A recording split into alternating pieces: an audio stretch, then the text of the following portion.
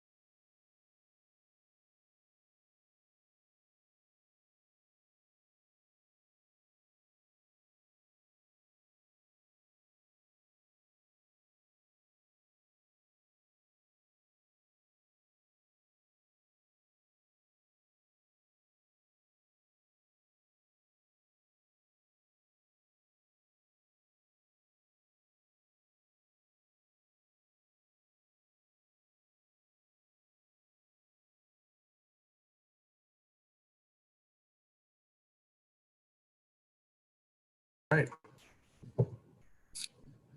Good evening, everyone. I think we are ready to start. We have all our participants here, and I think Leslyn, would you like to kick us off this evening? Sure. Hi, everyone. A great big thank you to everybody who tuned in on this gray and rainy afternoon. We needed a little rain, so that's all right.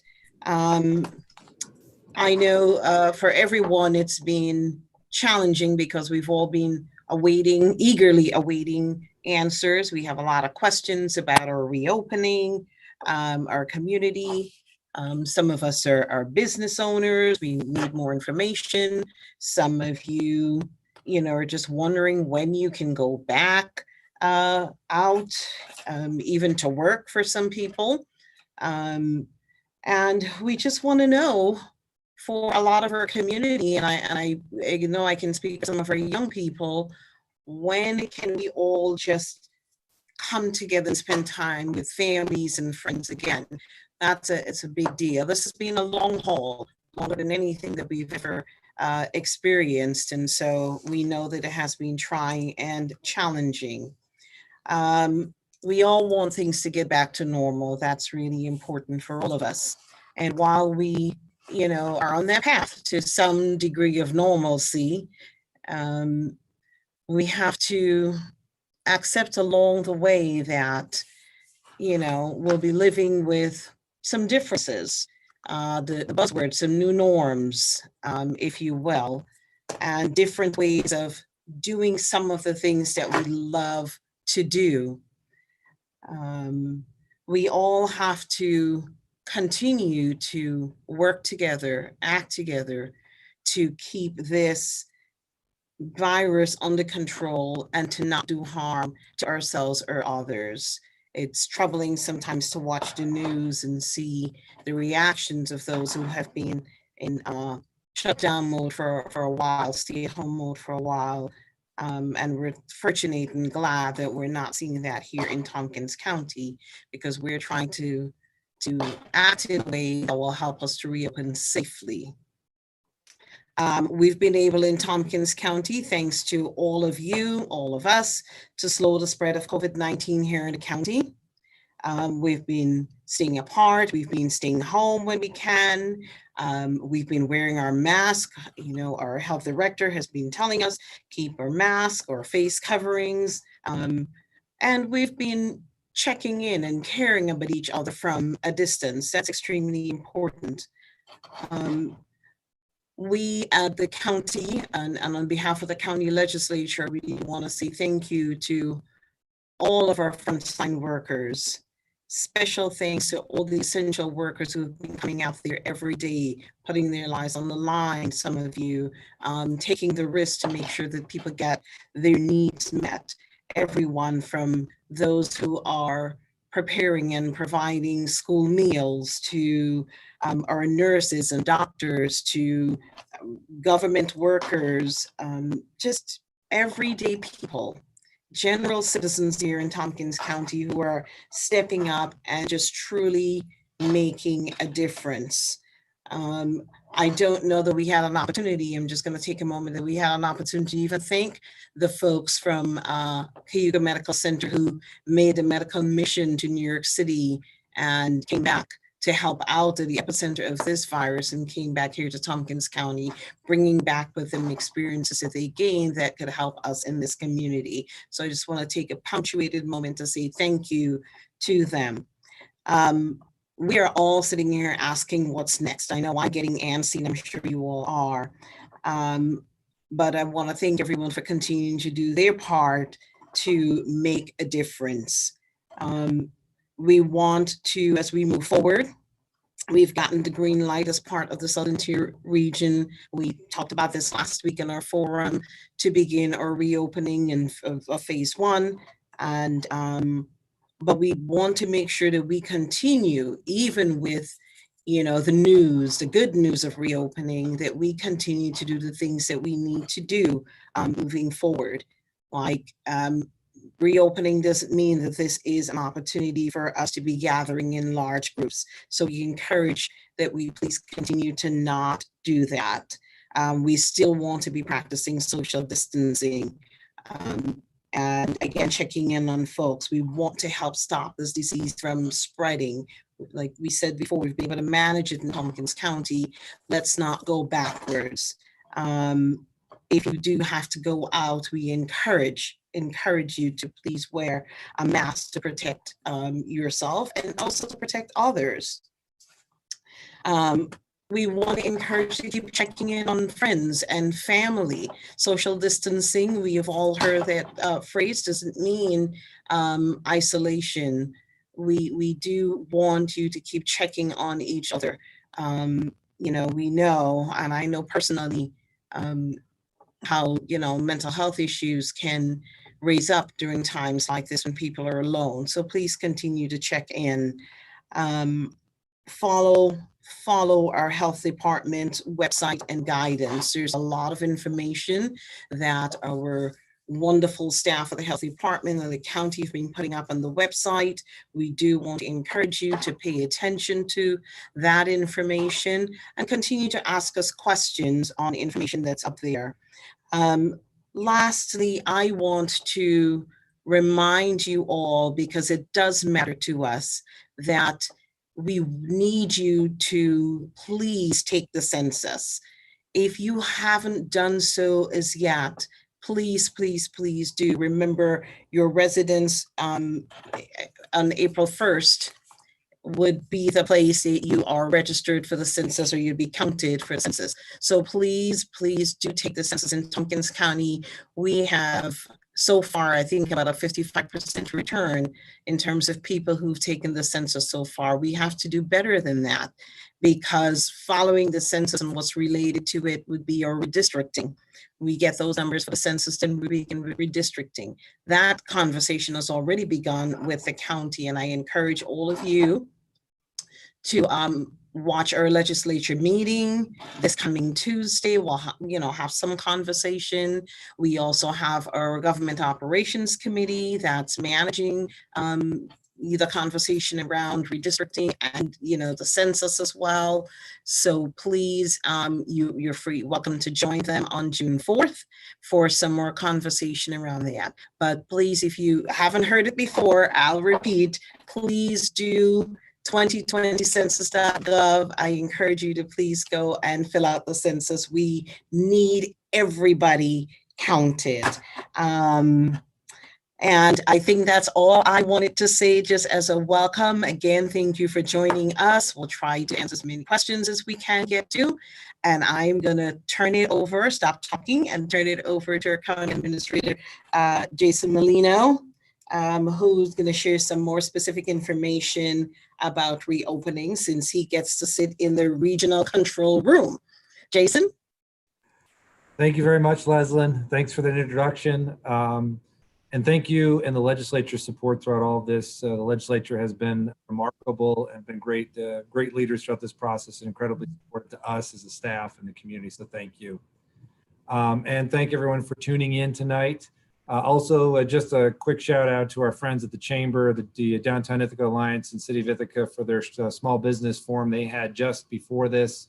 Listening to a little bit of it, it was great information, and great working with them as we kind of go through this unprecedented reopening of the community. So I'm going to talk a little bit on the onset of this about just some of the reopening and what does it mean. You mentioned earlier, just now, I sit on the regional control room myself, along with the mayor from the city of Ithaca, as well as county administrators and county executives from our region, which is the Southern Tier region. And our role and responsibility is we meet we have a conference call every day. We discuss and evaluate the metrics that have allowed us to reopen, the 7 metrics that the state has given us. We monitor them daily because maintaining those metrics and those milestones will be key to staying on course for phase 2, or phase 1, but also continuing to move to phase 2, phase 3, and phase 4.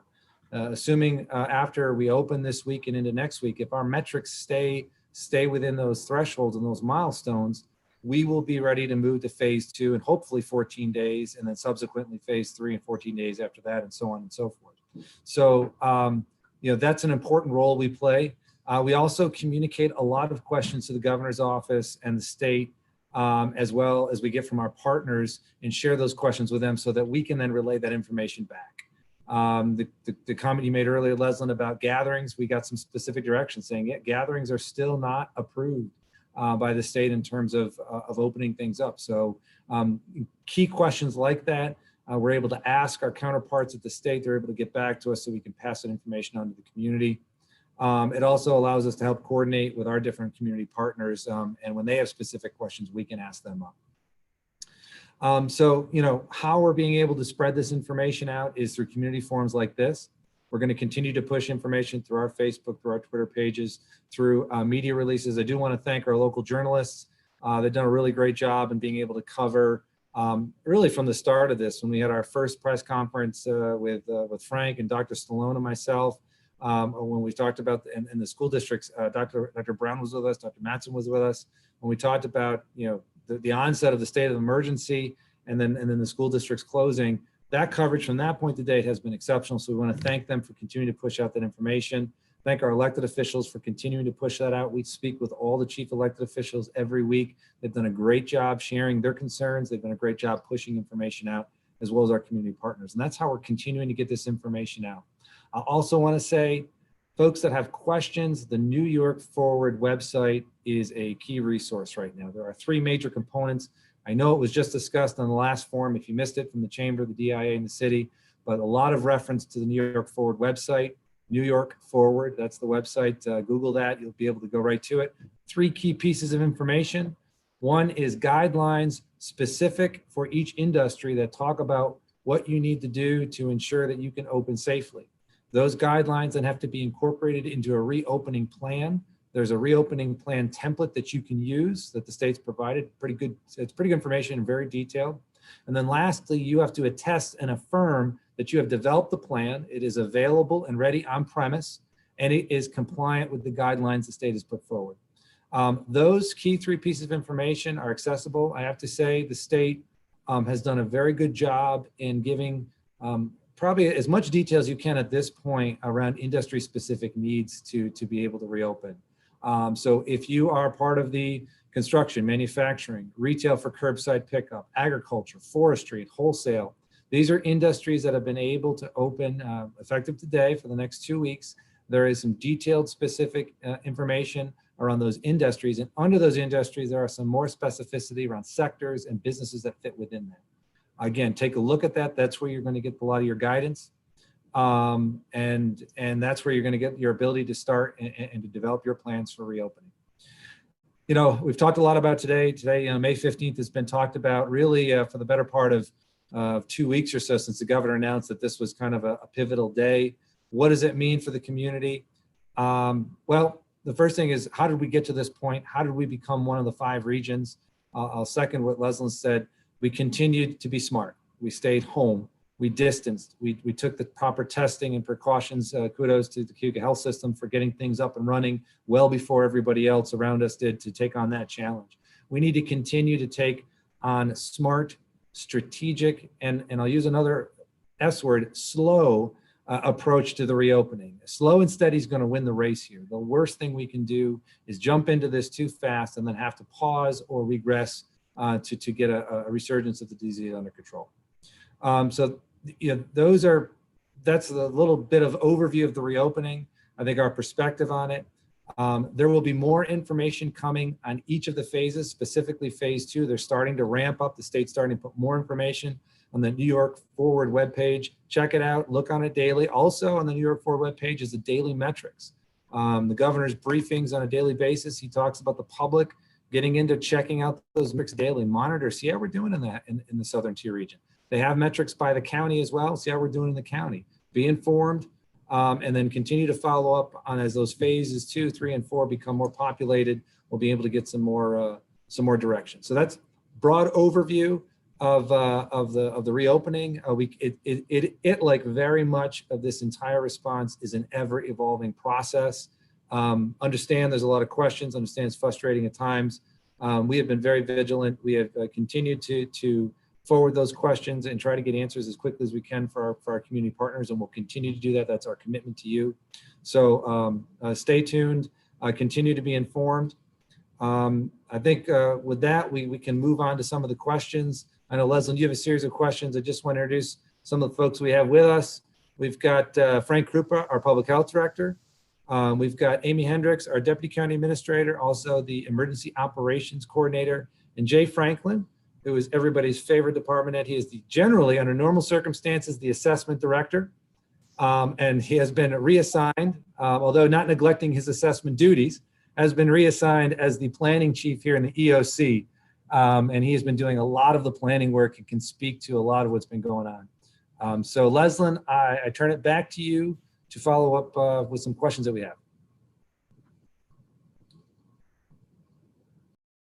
Leslyn, you're on mute. You're on mute.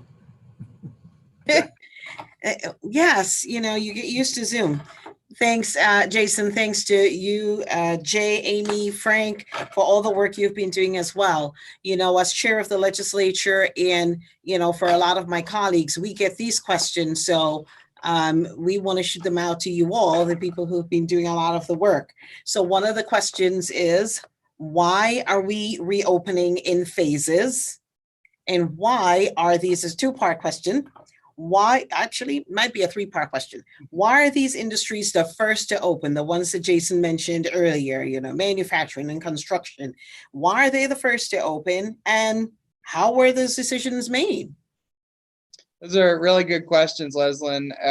I'll start with those industries were selected because they have the best potential to open and maintain social distancing and have limited public contact. And it's important to recognize, because we've got a lot of questions from different businesses, organizations, that I could put things in place to make it safe for people to come back to my business or industry.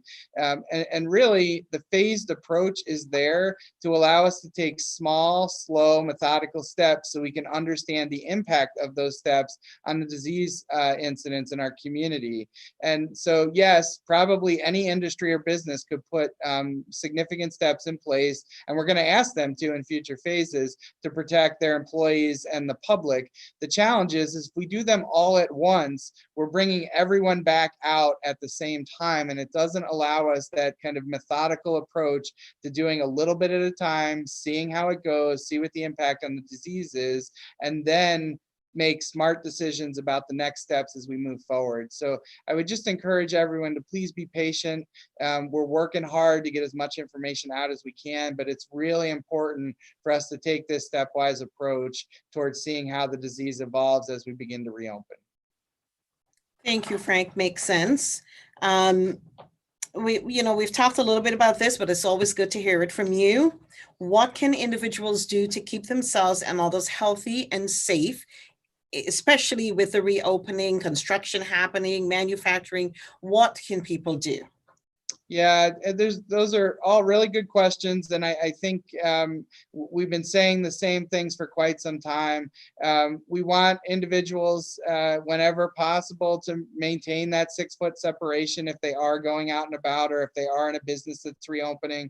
We want folks to wear cloth face coverings when they can't maintain that separation, and that's really important. I know it's a change for us, and a behavior we're going to have to get used to, but I know folks are up for the challenge.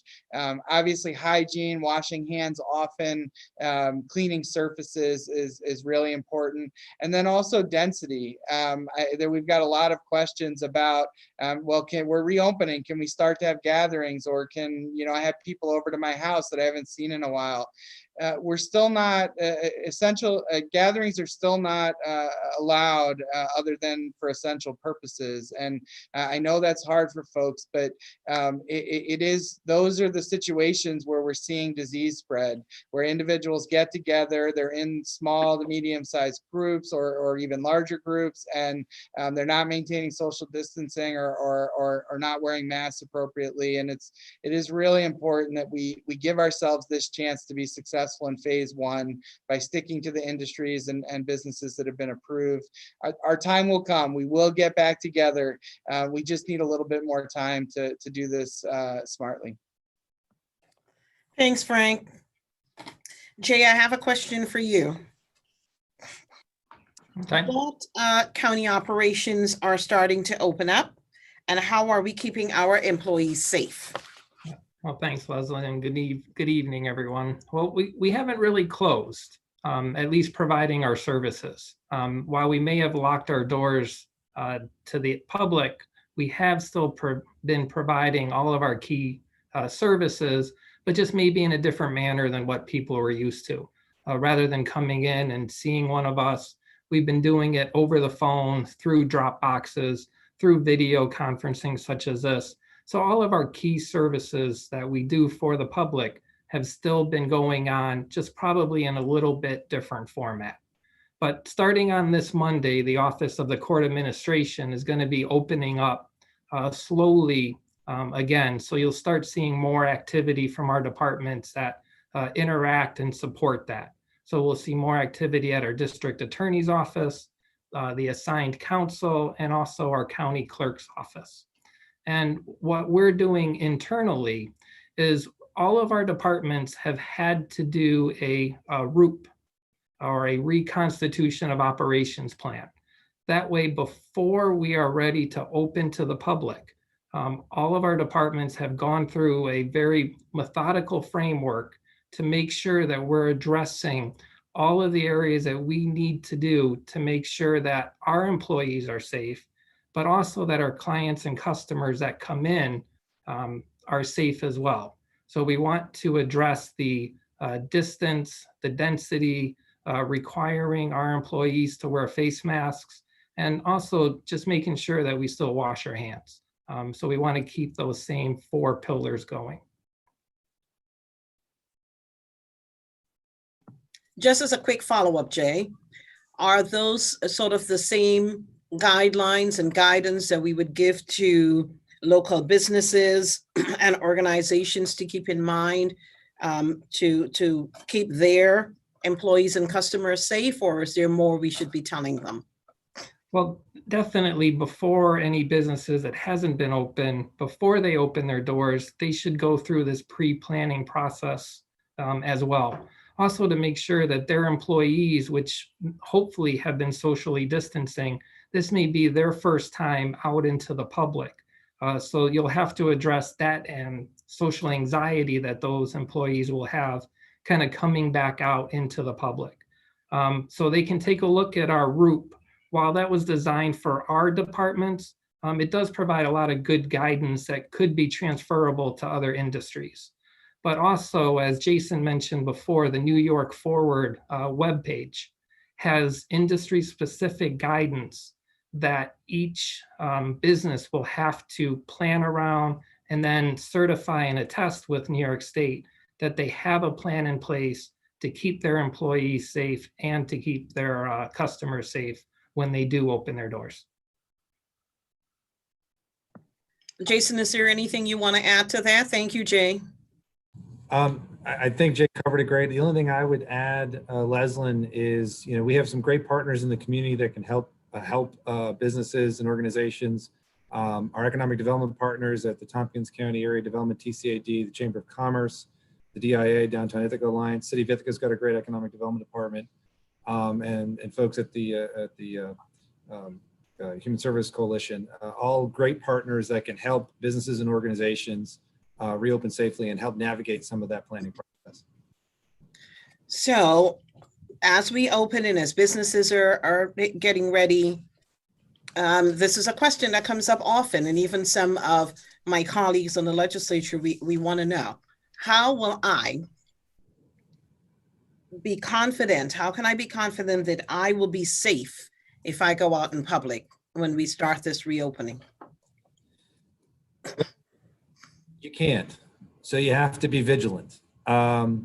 It's on all of our parts it's on all of us to do our part in this process. There has to be a sense of personal responsibility that we have to take after ourselves and each other. And that's really the key, I think, the key ingredient to this. This isn't going to be an enforcement mechanism that's going to provide the safety and confidence. It's going to be everyone taking on the responsibility, taking ownership over it themselves, taking it seriously, and providing an environment that's safe for them as well as people around them. And if people take that on seriously, we're going to continue to survive. We're going to continue to thrive in this environment, creating a safe community. And we'll be in this for the long haul, and it'll help us grow in the long haul, which I think is what's important.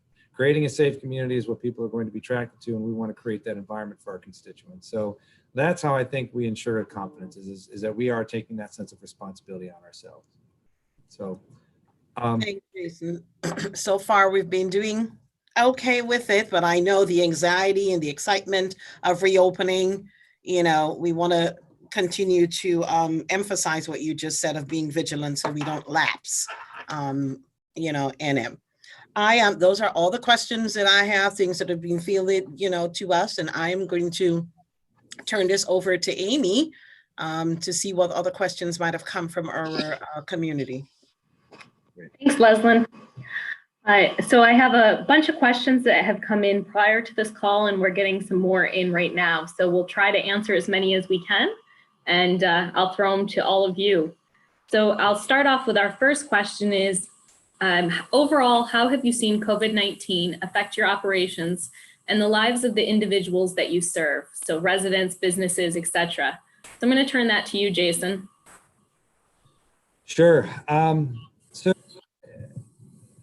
We've continued, as far as our operations, we've continued to provide our services to our residents, but it has forced us to look at things differently. It's forced us to really, in a very, very short period of time, change the way we deliver services to protect our employees and protect our constituents.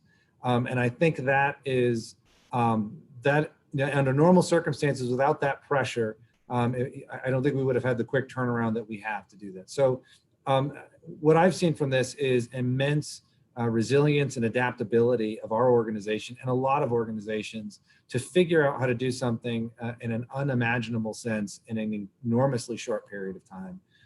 I can just speak on behalf of the county employees. We've seen some remarkable leadership, some remarkable innovation in problem solving in terms of, and that is really driven by the commitment to serving the constituents that they serve. And it's really a remarkable thing to see happen. And we've seen the resilience of our community members, whether it's businesses, whether it's nonprofits, and whether it's the residents that we serve directly. So, it's just been a remarkable effort. I think that's the biggest thing I've seen is the ability to inhibit change in an extraordinarily short period of time and do it very successfully. All right, thank you. Frank, I'm going to turn to you for actually a series of questions. So the first question is, what will happen if we start to see more positive cases in the community? It's a good question, Amy. And, we may see that as we begin to reopen and folks start to get out more. It doesn't mean that we're going to immediately stop or have to go backwards. We have put in place contact tracers. We've heard a lot of talk about what our nurses do if we do have a case. And the important thing is we identify them early and we get them isolated so that they're not exposing other individuals. And we're going to continue to do that. We've only increased our capacity to do that. And with the testing and the availability of testing that Cuyahoga Health Systems has made available, we're ready to respond to those new cases. And we do expect that there might be some, and we're ready to respond to them. So Frank, you just mentioned the contact tracers. How many contact tracers do we have in Tompkins County? Another good question. We have a team of communicable disease nurses that do contact tracing all the time, even before COVID-19. And then we brought in during this process our children with special care needs nurses that work in our early intervention and pre-K program and train them on contact tracing. And then from there, we've also now engaged our environmental health staff that do similar type investigation work to be trained. So by the end of next week, we're going to have fully trained about 30 individuals just in the health department that would be able to do contact tracing if needed. And it's important for the community to know that in the event that we need more, we have a just-in-time training process that we would be able to train more tracers to participate with us. So we feel confident that we have the resources to be able to address any new cases that come up. So as far as quarantine, as we've changed and things have shifted, has the rules relaxed around quarantine at all, or are they the same? No, they're still the same. Our main goal is to stop the spread of COVID-19, and the main tools that we have available to us are isolation and quarantine. So for sick individuals, we isolate them from others so they're not exposing. But for those that might have been exposed to a sick individual, we need them to quarantine for the 14 days, which is the incubation period of the disease, because we need to know if they were exposed and if they're going to develop the disease. We don't want them spreading it before they have symptoms. So no, we're still asking people to quarantine that have been exposed. And Frank, I think this is the last one for right now, but is there any update on what antibodies will mean? And if someone has the antibodies, does that mean they won't get the disease again, or are there updates there? We still don't know definitively what having antibodies means. We don't know if it's a protective factor and that you wouldn't get COVID-19 again, or that the symptoms might be less severe. So there really hasn't been any change in what we know about antibodies. I know there's a lot of interest in that, and certainly that will go a long ways towards us understanding if we have community immunity moving into the future as we think about additional phases or continuing to reopen our community. All right, thank you, Frank. Sure. Jason, I have some questions for you about the reopening phases. As reopening phases continue, do you think it'll be more difficult to keep restricted businesses closed, especially once they see others starting to open around them? It's a good question. And I think the best answer is I hope they don't jump the gun. You know, I go back to the slow and steady approach to this. I know everyone's eager to open. I know everyone wants to open. The slow and steady approach to this is what's going to ensure that we have a prolonged, successful reopening. The worst thing that can happen is people aren't following the guidelines by the state. They aren't following direction given by the state. They're not following the executive orders issued by the governor, and they rush to do this, and we have a resurgence of the disease. For the few weeks of challenge that it may be to wait this out a little bit longer, it's certainly worth the weeks or months that it may push us backwards if we have to regress to what we were doing before. So, you know, I think people are going to comply with this because I think it makes sense. And I think the majority of the folks understand the risk that we take if we don't. And I hope that everyone feels the same way. All right, thank you. And I think this one is probably a nice one to add in today. What phase are barbershops, salons open? Right now, it looks like we're going to be in phase 2, which is the next phase. So hopefully in the next 2 to 3 weeks, they could be able to reopen. I would encourage folks in that line of work to begin to look at some of the guidance and the plans that are out there on the New York Forward website, even though they may be specific to another business. If you look at them all or scan them all, you'll see there's very similar categories. And I would encourage them to start moving on it and start to develop their plans now, at least prepare for it. And I suspect in the next week or so, there will be more industry specific guidance issued. So on that one, Jason, will the beard disappear if they're open? No, not right now. The beard will disappear when we shut down the EOC and we are back to some level of normal function again. But right now we're going to keep the COVID beard going strong. All right, thank you. Also on reopening, there's a question about wondering when government offices such as the DMV are slated to open. They don't really show up in these opening phase lists. So how does that work? Correct. So the DMV, the Department of specific office that has been directed and through an executive order to be closed because it's an extension of the state that the county manages. Clerk Maureen Reynolds and her staff do a wonderful job at the DMV, and they are anxious Unfortunately, they have been directed through an executive order to remain closed till I believe June 6th. So I suspect the only way that will change is if there's an executive order that reopens it earlier, or that the executive order that extended it to early June is not renewed. We just spoke, Maria and I just spoke today about that. We'll continue to monitor it. She is making great plans to be prepared for when they can reopen, so that they create a safe environment for the employees as well as the customers. Hats off to our DMV. They get a lot of recognition. A lot of people from the region come to us because of the great customer service. This is just going to be an added bonus to that when they reopen, because I think they'll continue to knock it out of the ballpark with respect to the service they provide, and they're taking all the precautions they can. So right now, the DMV is going to be controlled by the state. So as far as the phases go, when a phase 1 business can open, does that mean the full workforce is allowed back as long as they maintain safe distance and follow the other precautions? It means that if they can comply with the guideline per industry, within the context of the authorization to reopen, yes. So for example, while some retail can have curbside pickup, they cannot bring back the full staff unless it's meant to support curbside pickup. So this is a question we've been receiving a little bit. You can't preemptively bring staff back with the anticipation that you may be in a different phase. It's really limited to what element of your service can be provided with respect to that phase. All right, thank you. Frank, I'm going to talk to you a little bit about enforcement of some of these rules and what enforcement plans look like. And then at what point does law enforcement become involved when we're talking about this? I'd like to start by saying we're hoping we don't have to do enforcement. We're hoping our community and partners will understand and follow the guidance that's been provided, and that we'll take this slow and steady approach as Jason has outlined.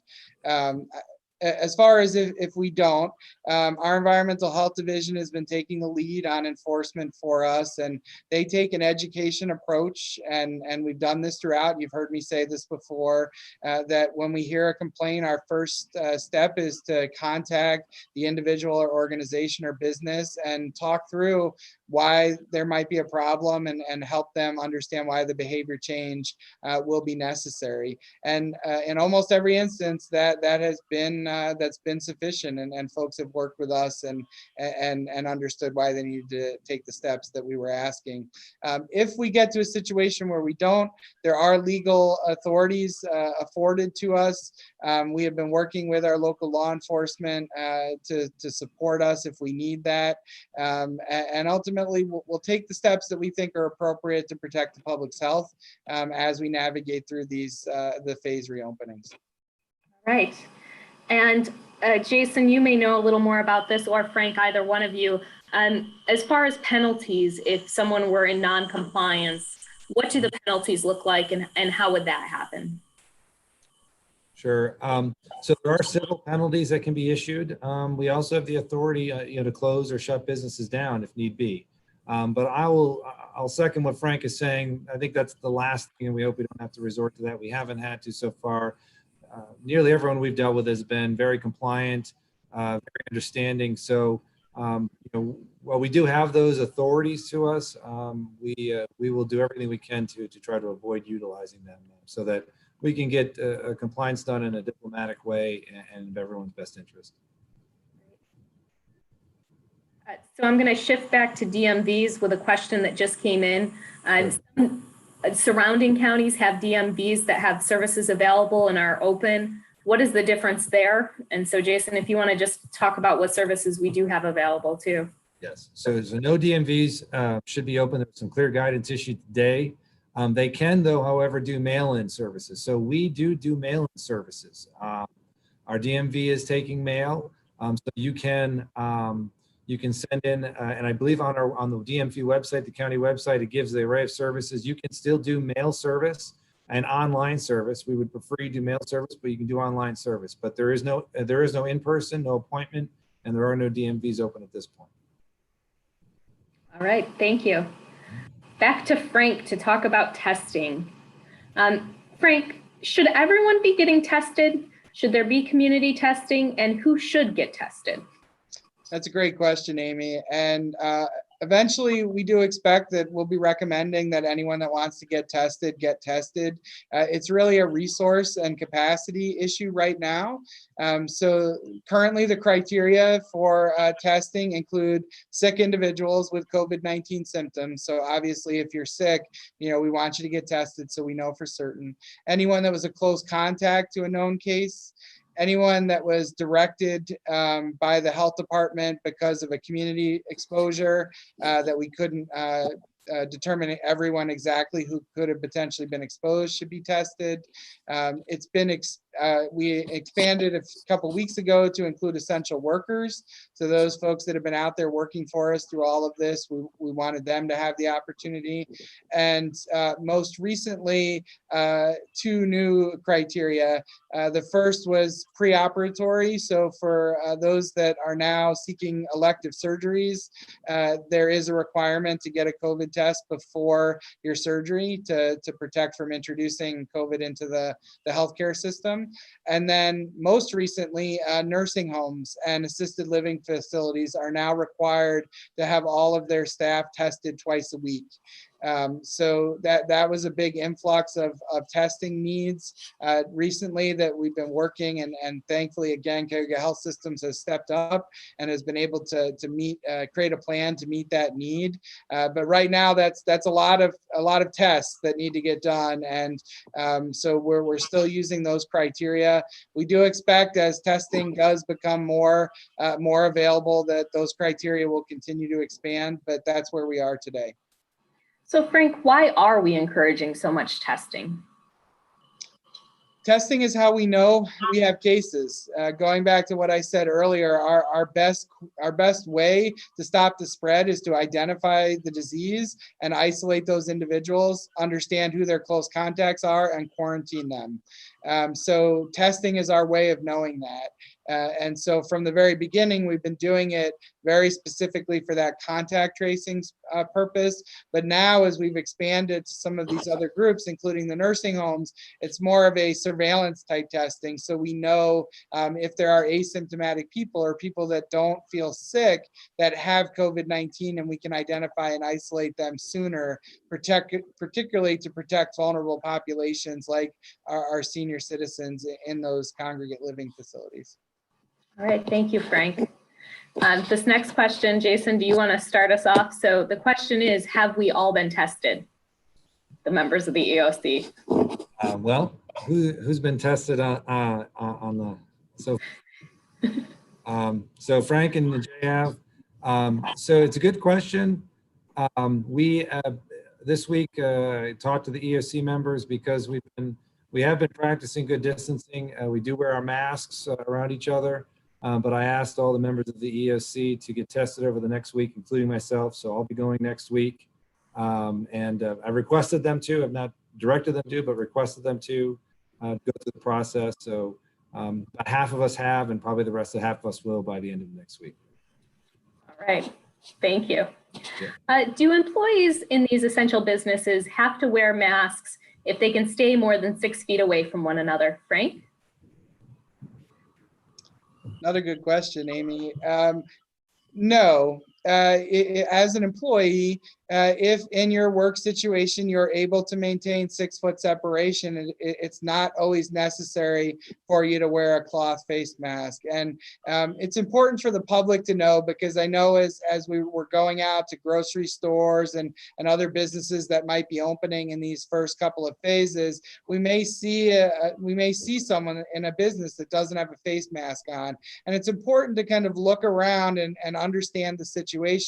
If they're behind a counter and perhaps there's plexiglass and they are able to maintain 6 foot separation from their coworkers, it isn't really necessary for them to wear a mask. And in some of those settings, particularly in food establishments, there might be hot ovens or other situations that make it difficult to wear a cloth face covering. So while we're encouraging the general public to wear them whenever they're not 6 feet apart. It's the same thing for businesses as well.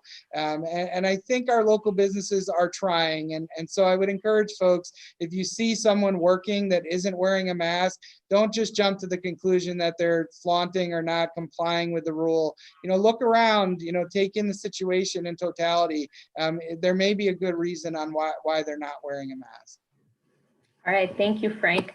Jay, can you talk a little bit about what we've decided to do through our route plans here in Tompkins County related to masks? Yeah, thanks, Amy. And we're doing pretty much exactly what Frank just described. When our employees are sitting down at our desks, we don't necessarily need to have our masks on because we can maintain that 6-foot separation. But when we do get up and we got to walk to the printer, we have to go to the restroom, we can simply put our mask on real quick. That way, we don't know who we're going to see when we go around that corner. So when I go out, I want to make sure that I'm protecting everyone else from me. And I would hope as I walk around my office that I'm being protected by everyone else. So everyone can make that socially responsible decision to wear their mask to protect everyone else. All right. Jay, I'm going to continue with you. When we talk about monitoring or screening staff, should people be doing that, and what practices should be in place? Yes, they should definitely be monitoring their staff. All of the guidance that New York State has shown so far has listed health screening for employees that are coming in and be able to keep a record of that. So for us, we will be making sure that our employees ask the question, or we ask our employees the question, do you had a recent onset of fever, a cough, sneezing, and have you been in contact with a COVID-19 positive patient? Or have you been a result of a health advisory that the health department put out? That way we can make sure that our employees are not showing up when they shouldn't be, and keeping all the other employees safe as well. If anyone answers yes, they will be sent home and starting that quarantine process in order to get tested. So that is a requirement from part of New York Forward. And as businesses look to open, they should develop plans that fit themselves. All right, thank you, Jay. So people can come to our different spaces or into businesses who may or may not have face coverings. Frank, what is the best way to handle a situation where someone comes in and doesn't have a face covering? Frank, you're on mute. I wasn't on mute and then I put myself on. Sorry about that. That's all right. It's a really good question. These are all really good questions. That's going to be challenging, but I'm hopeful that conversations will help. Right? Certainly, businesses should talk with their customers if they have disposable masks or other masks that they could give to their customers while they're there. That would be super helpful because maybe they just don't have one or they forgot theirs. But I'm hopeful that by having conversations, we're going to be able to work through these things. And as a business owner, you've got to protect your employees and your other customers. And if somebody is just unwilling, it may be a conversation about, we appreciate you wanting to support our business, but please come back when you have a mask covering. It's a challenging situation. All of these interpersonal behavior type conversations always are, but I think our community gets it and understands why we're asking them to take these steps. And I'm hopeful that those conversations will help solve most of the problems. So the next question is about, for our smaller businesses and nonprofits, there has been PPE supplied through here at the Emergency Operations Center, such as hand sanitizers and masks. And I think actually I could answer this question about, will that continue to be available? And the answer is, as long as we have it available and it continues to come in, we'll continue to push that out into our community. We've continued to have the so many boxes where community members have donated cloth masks, and we continue to push that out to the community, as well as drops that we've received from the state government. So as long as we have those supplies and we continue to have those supplies, we will continue to provide them. And people can continue to ask for them through, I believe we have an online document that people can use. It's a Google Doc form. And I'm sure we can add it into the chat bar here on the YouTube channel so people have that information. So for the time being, as long as those supplies are coming in, we'll continue to redistribute them. So yes, we'll do that. The next question is, does anyone have recommendations for good kids face masks? Jason? You know, we don't have anything specific. I will say this: we have received some children's face masks through our blue boxes and our partners that are in community members that are making masks, and we're helping redistribute them. And I would maybe put this call out to all those community partners that if you continue to make children's masks, please put them in the blue boxes around the county, and we'll make sure we get them distributed to those in need that need them. That's probably the best direction I can give right now on children's face masks. And Amy, just a note on that. We don't want to put a cloth face covering on anyone under 2 years of age. So Yep. just whenever we're talking about children, want to give that reminder. Yes. Thanks. Thank you, Frank. And we also have the Tompkins County mask makers are also making masks too. They also have some children's face coverings. So there may be some options available, but I agree, Jason, we can continue to distribute those. Moving on to, we're now in the children's phase of questions. So what about children gatherings? Can kids spread this disease, and should they be following these precautions? Frank? Yes, they can. And in fact, we've seen younger people in our community being a significant portion of the cases that we've had. And so it's important for everyone to be following the social distancing and mask wearing rules to prevent the spread. And none of us are immune to this. And while, it may be that younger people might not see the same severity of the disease, they have the potential of giving it to someone that they love or that someone else loves. So it's really important that all of these steps aren't just about us or me and protecting myself. It's about protecting our community and the people around us that we love and care about. All right, thank you, Frank. Jason, do you have an update on when summer camps will be available? I have an update. I don't know when they'll be available, but I have an update. We just got some word from the state today that the state and the governor's office is reviewing summer recreation programs, summer camps, and should have some guidance out along with probably their summer school recommendation, which should come before the end of this month. So by the end of May, we should have some direction on it. All right. And Jay, you've done some work around this one. How can someone find childcare, and will and can daycares be open for non-essential workers? Thanks, Amy. Yes, we have a amazing resource with the Child Development Council. So they'd be able to help a parent try to find daycare for their children. And it's not just open for essential staff. The county did have an executive order out there that did limit daycare just to children of essential personnel. But that was lifted, so I think we'll start seeing more of the daycare centers start to open. So that's one of the, stay tuned, but yeah, definitely give the Child Development Council a call. One of those many great resources we have in this community. All right, thank you, Jay. Jason, many people haven't received an unemployment benefits. There's been a lot of backlog with the PUA program. How can people feel confident in a system when the benefits seem to not be coming right now and are not available? Can you talk a little bit about this and the impacts? I can talk a little bit about it. I will say that the state has been inundated probably since mid-March with unemployment claims in unprecedented comparisons, and that's across the nation. They did make some serious adjustments, I want to say a week or two into that, at the end of March, early April, that has allowed many of the backlog claims to continue to be processed. It is a process. It involves a verification process, and it's an implementation of a federal program. So they are doing their due diligence. Unfortunately, they are anywhere between a 3 to a 5 week backlog.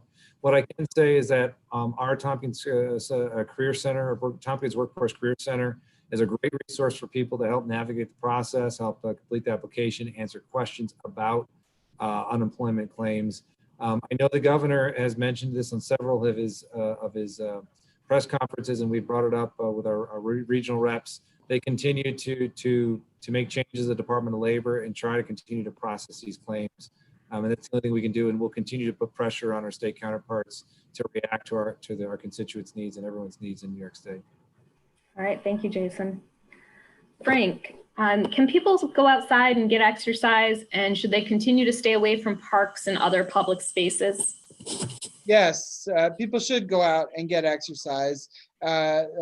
Those facilities like tennis courts, tracks, parks are open or beginning to reopen, and we certainly encourage people to get out and get exercise. The important thing is the same thing we've been saying since the beginning and tonight. We don't want large groups. We want people to socially distance, to stay 6 feet away. We want them to be wearing face masks when they can't maintain that 6-foot separation. But otherwise, they should get out and enjoy the nice weather that hopefully is going to improve from tonight. I would just encourage, please have that cloth face covering with you. You may leave your home thinking I'm going to go for a run or a walk or go to the park and I'll be able to stay away from people. You just never know. And so it's best to just have it with you. And again, it's for the benefit of both you and the other people to just put that mask on when folks get close around you and enjoy the parks and the outdoors safely. On that same vein, we do have beautiful parks in this area, and they attract visitors from all over. What are the plans for dealing with a lot of people coming to our parks and our recreation spaces in our community? This is really a tourist area, especially in the summer. And how do we handle that, having people come from all over? Yeah, it's a good question, Amy. I think, we thankfully, the regions around us are all in the same phase of reopening, and so have similar prevalence of disease, and that bodes well for traveling certainly within the region if it's necessary. But as far as folks coming from farther away, we're hopeful that if they do come, they'll be mindful of all the steps that we've taken to keep us here as healthy as we are, and we'll follow the guidance that we've been putting out. And certainly, if individuals are knowing that people are coming, or different types of organizations know that folks are coming, we're hopeful that they'll be communicating that as well. Thanks, Frank. Leslyn, this one's for you. You often, as a legislator, get a lot of concerns from people around you. What concerns have people voiced that work with the county as we start to go into reopening, and how can we address those? I think you've actually touched on many of them. A lot of the questions have to do with safety. What sort of enforcement mechanisms are there to ensure that people are safe, that people are following the guidelines, being able to complain and know that there will be follow-up. Those are some of the concerns that, I've heard that have come our way. And, Jay mentioned some of them. Certainly encouraging people. My face mask is usually on my wrist or right next to me. Anytime I leave my office, it's on my face. I don't go anywhere without it. From here to my car, I do. And so you all touched on most of what we've been hearing pretty much about how do we keep people safe. That is the biggest thing, and continue to stop the spread. The other concern, of course, is because we're still at 50% non-essential, sort of staff, for businesses all over and our own county government. When do we think this is going to lift, that people can return to work? People love their work. They don't just want to stay home. So that's been some of the concerns that we hear that I am happy to pass on. All right, thank you, Leslyn. And you can notice all the other panelists are laughing because the lights just went out in the office that I'm in. So that's why I keep fading away. We have great energy saving in this building, and my lights keep turning off. You got to do the dance. All right. So as we start to come kind of into the final questions, I'm going to ask this one of all of you. First off, do you agree with the county and the state's plan for reopening, taking a phased approach, thinking about these things? And with that, what are the top priorities you feel for the county to reopen? So we'll start off with Jason. You're unmuted, so we'll start with you.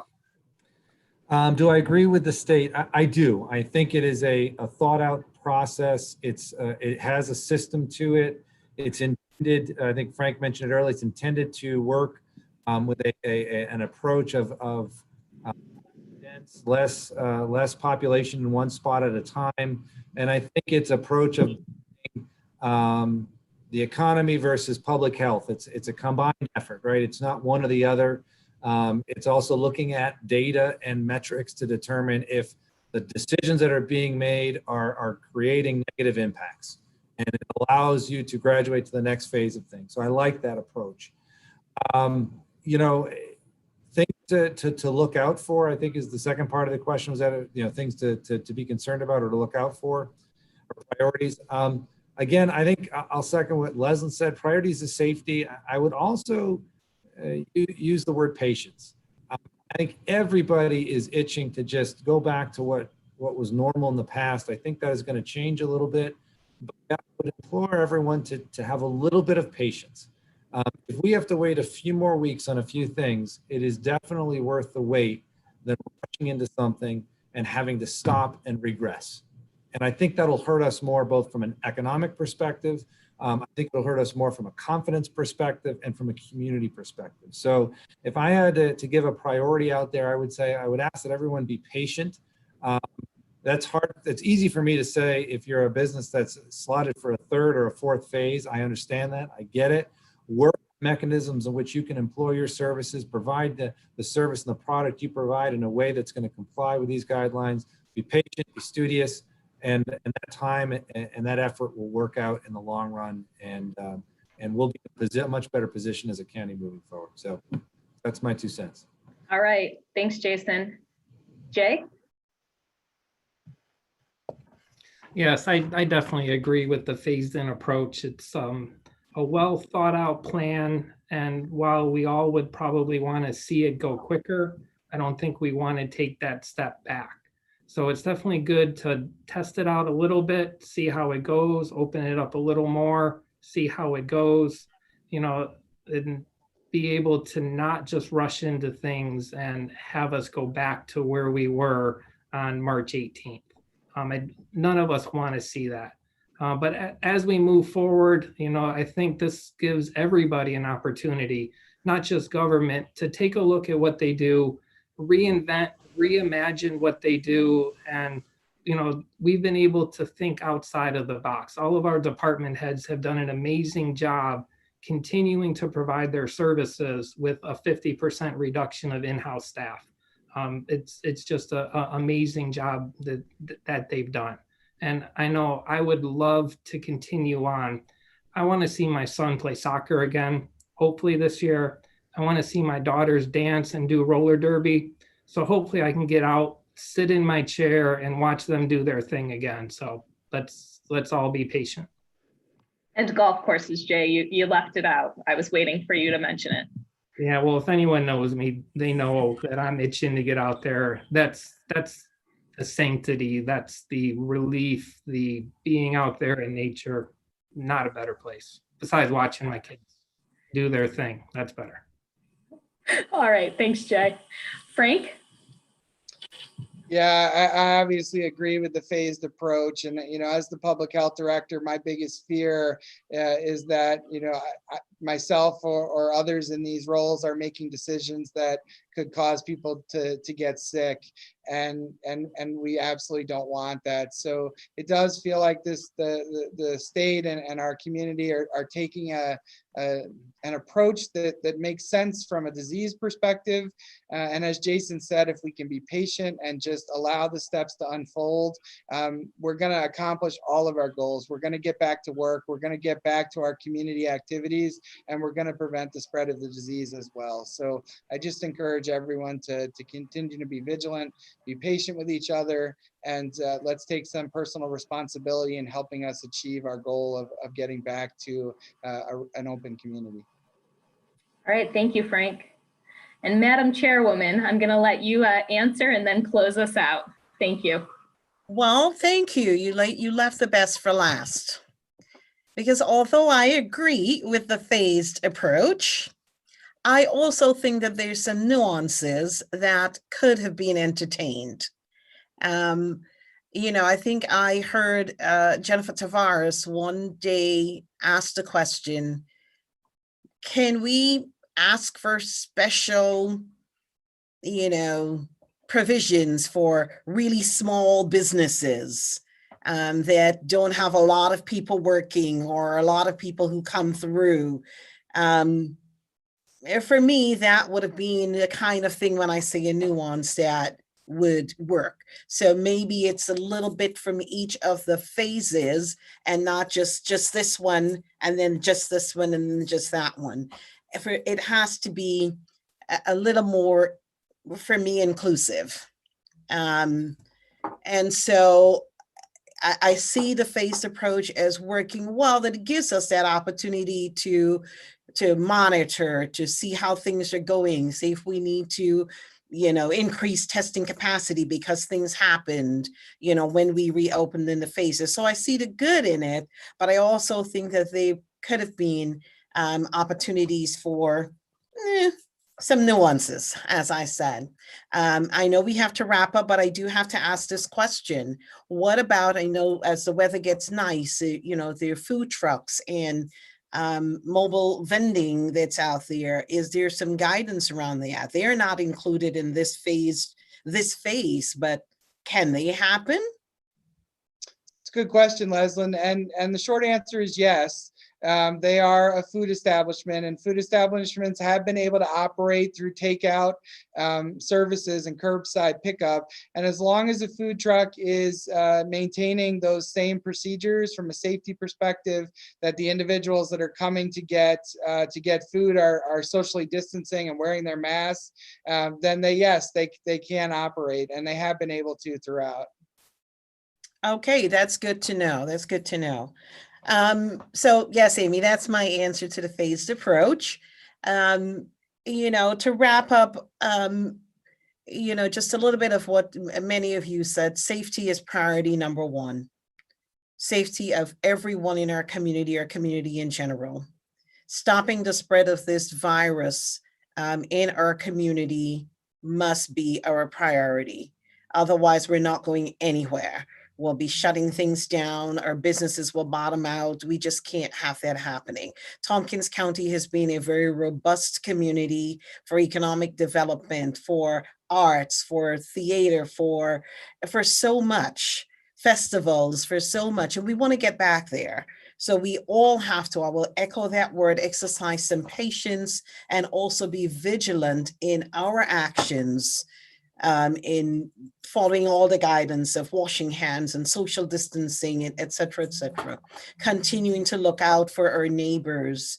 And if we're able to, definitely support the local businesses that continue, essential businesses that continue to operate, because we do need, to get those sales tax dollars to continue to do the things that we are doing and more.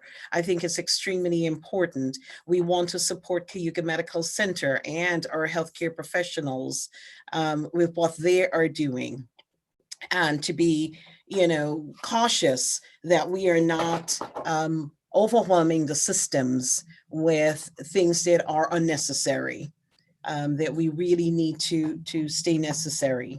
I also want to take a moment to, talk about something Frank answered when he said, what do we tell people when we see someone in a store or wherever who's not wearing a mask? Frank said not to make those assumptions, that the person is just not being responsible. But also when we ask, we want to ask in a way that's not confrontational. We want to exercise some social discipline, and especially in this time when we're all pretty much on a little bit edge for everything that's going on. We don't want to be confronting people because we just assume they're doing something wrong. And I will be remiss if I do not add that we especially don't want to be singling out the members of our Asian and Asian American population and targeting them for discriminatory actions. We do not want to be doing that. So I clearly, as chair of this county legislature on behalf of the entire county, want to encourage the human kind behaviors that we have all been accustomed to here in Tompkins County as we continue to ride this pandemic together and come on the other side of it, I would say victorious and back to what we are used to doing. That said, I could not end this without putting my mask on. For those people who say you can't talk through your mask, I can. I'm sure you can still hear me and you can still see me, right? So there's nothing wrong. Plus, it looks fashionable. So please wear your face coverings, follow the guidance, go to the county health department website, lots of information there, and keep the questions coming. That's it. We'll be stronger together in the end of all of this. Thank you.